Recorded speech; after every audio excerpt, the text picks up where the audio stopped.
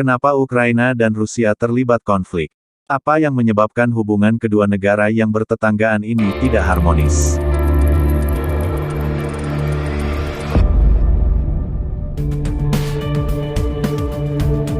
Yang belum subscribe, boleh bantu subscribe agar channel ini terus berkembang. Sebelum kalian ingin tahu kenapa negara Rusia terlibat konflik dengan Ukraina, kalian harus tahu dulu tentang sedikit Perang Dunia Kedua. Zaman dahulu, lebih tepatnya pada saat Perang Dunia Kedua, kekuatan terbesar di dunia dibagi menjadi dua kubu. Yang pertama ialah kubu poros, yang dipimpin oleh Jerman, Italia, Jepang dan beberapa negara lainnya.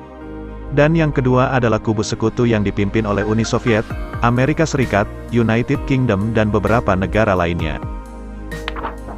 Singkatnya, Perang Dunia Kedua dimenangkan oleh kubu sekutu, yang dipimpin oleh Uni Soviet, Amerika Serikat, United Kingdom dan beberapa negara lainnya.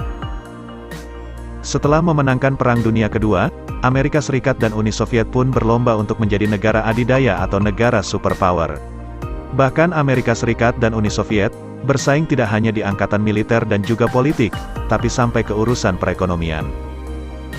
Karena persaingan yang ketat, Amerika Serikat dan Uni Soviet terlibat perang dingin. Akhirnya Eropa terbagi menjadi dua kubu, yaitu kubu barat yang dipimpin oleh Amerika Serikat dan memiliki aliansi yang diberi nama NATO.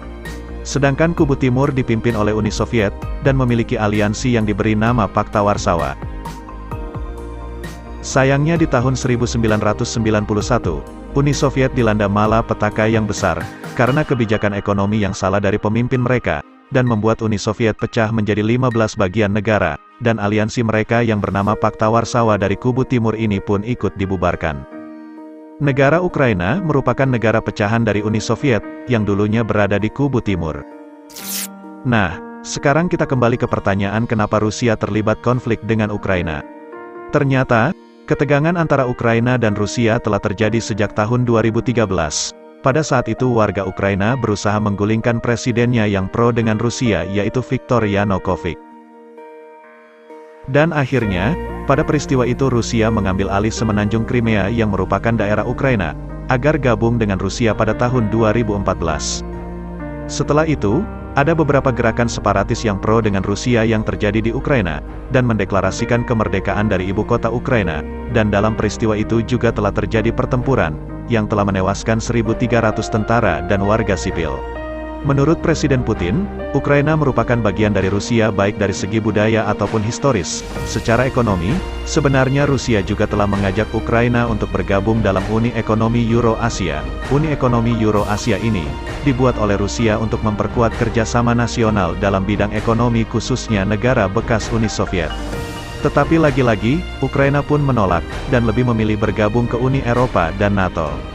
Presiden Putin pun sangat marah karena ada prospek pangkalan NATO yang ada di perbatasan Ukraina, karena akan membuat garis merah antar kedua negara ini. Rusia juga mengatakan, adanya pasukan di perbatasan Ukraina adalah antisipasi adanya invasi NATO ke arah timur, dan juga ini merupakan reaksi Rusia atas hubungan intensif yang telah dijalin antara NATO dan Ukraina. Keberpihakan Ukraina terhadap NATO merupakan sebuah ancaman bagi Rusia khususnya di daerah perbatasan. NATO juga meningkatkan dukungan terhadap Ukraina baik dari segi persenjataan, latihan militer, dan pasukan militer.